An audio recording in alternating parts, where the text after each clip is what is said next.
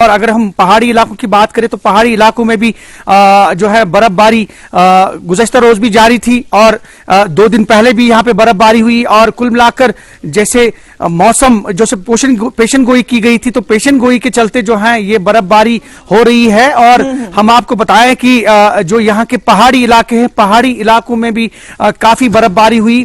तकरीबन 2 फुट के करीब जो है यहाँ बाड़ी जालन इलाके में बर्फ रिकॉर्ड की गई। उसके अलावा अगर हम 1.25 फुट 1.5 फुट की बर्फ जो है कुछ जगहों पे रिकॉर्ड की गई।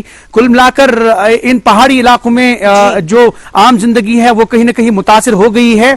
और साथ ही अगर हम बात करें इंतजामिया की, तो इंतजामिया पहले ही मुतरक हो गई थी क्योंकि उन्हें मालूम था कि पेशन गोई के चलते इस तरह की जो है सिचुएशन हो सकती है।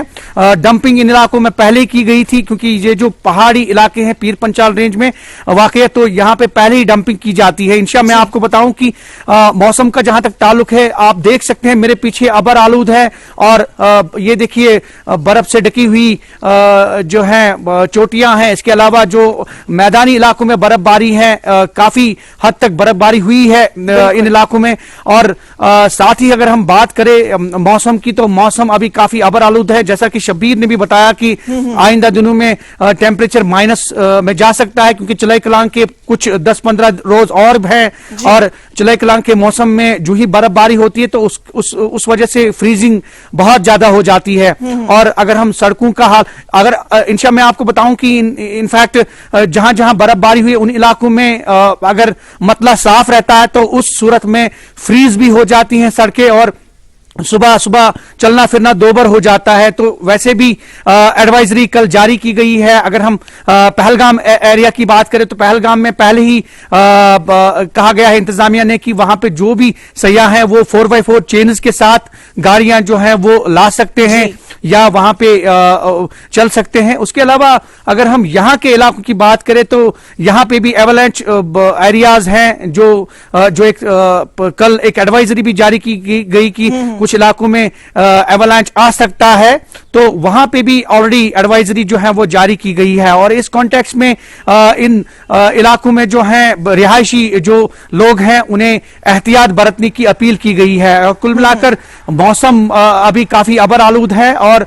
लगता है कि कुछ और बर्फबारी होने का इम्कान है क्योंकि अगर हम पहाड़ी इलाकों की बात करें तो पहाड़ी इलाकों में आम जिंदगी काफी मुतासिर हो गई है और यहाँ बहुत ज्यादा बर्फबारी है। जानना चाहेंगे कि अगर वहां पे बर्फबारी हुई है तो सड़कें, जाहिर सी बात है सड़कें पूरी तरह से ब्लॉक हो चुकी होंगी, क्या कुछ इंतजामिया की जानिब से इकदाम उठाए गए, क्या कुछ मशीनरी वहां पे लाई गई है जिससे लोगों की आमदोरफ्त बहाल हो जाए? बिल्कुल इंशाअल्लाह अगर हम मैकेनिकल इंजीनियरिंग डिपार्टमेंट की बात करें तो वो पहले ही मुतरक हो गया है।